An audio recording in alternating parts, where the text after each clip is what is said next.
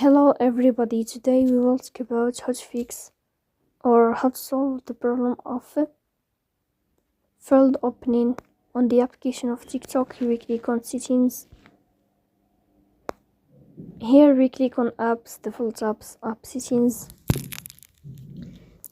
Then this list you will scrolling down until you find this application here of TikTok. As you see in this page of app info, you will go to first stop and you will click OK. Here you will enter to the window of storage. Then you will click on clear cache. Then you can turn off your phone and you can restart your phone again. If it's not working with you, then you can just update your app on Play Store. So that's all. Don't forget to support us by like and subscribe. See you next time, and thank you for your watching and your attention.